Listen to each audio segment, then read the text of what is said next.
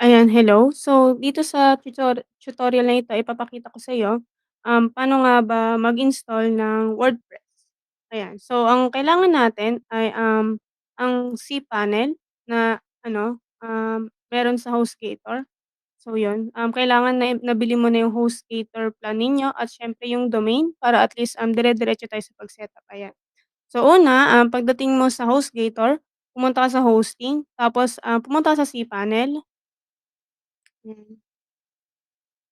By the way pala, yung pangalan mo dapat dito yung nakikita mo, Sa ngayon kasi nakikigamit lang ako ng account, so kaya iba yung nakikita ninyo, hindi yung pangalan ko, ayan.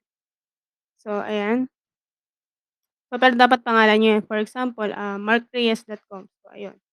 Pagkatapos niyan, pagdating mo rito sa HostGator cPanel, pumunta ka sa, Softaculous. Search mo 'yan, 'yan. So, may makikita ka ng WordPress Manager by Softaculous or puwede mo ring i-search WordPress, 'yan. Puwede mo ring i-search 'yan. So, ngayon, kiklik ko 'to.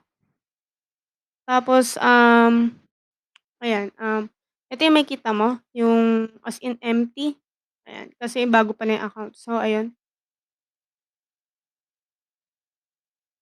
ayan. So, pupunta tayo sa mismong ano ko, ginagamit na, account. So, ayun, sa ngayon may laman na siya pero, ideally dapat wala pa sa side mo, ayan, yung empty. So, ngayon, punta tayo rito, install,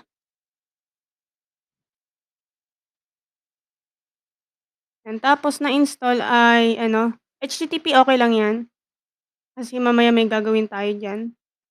Tapos, piliin mo yung pangalan mo, ito, which is ito, for example, markreyes.com, gano'n. Kaso, sa ngayon, may gumagamit na nito, so, nag-set up ako ng iba pa. So, ayun, 'wag niyo ng gayahin pero dapat ideally si jessabello.com lang, yung pangalan niyo lang, okey?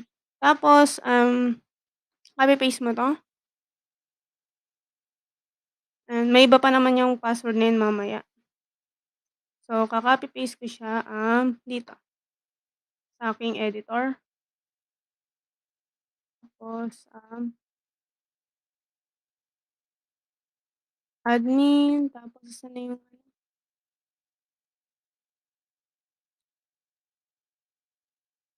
ayan. So, ayan.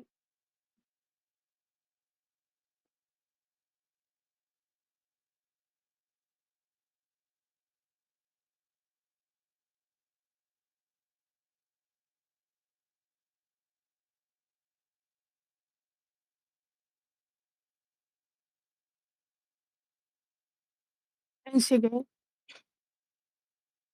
Tapos yung iba rito, hayaan mo na lang. Next, ito, alisin na lang natin 'to, mga 'yan. Tapos, dito, alisin natin 'yan, uncheck. Ito, uncheck. Ito, once a week. So, para saan ito? Yung backup is para halimbawa may nangyari sa website mo, at least may way ka pa rin para maano siya, ma-recover. So, ayun. Tapos, puwede mong i-email sa'yo or 'wag na, sa'kin 'wag na kasi diretso lang naman 'to. Ayan, sige, so install na natin.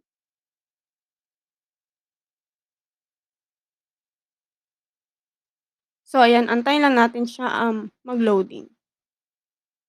'Yan, tiyanan. So ngayon makikita mo ito yung ano mo, yung website mo. So for example, example natin markreyes.com. So yung makikita mo tapos dito markreyes.com WP admin. So ngayon pumunta tayo sa WP admin, yung may WP admin, 'wag ito, ito.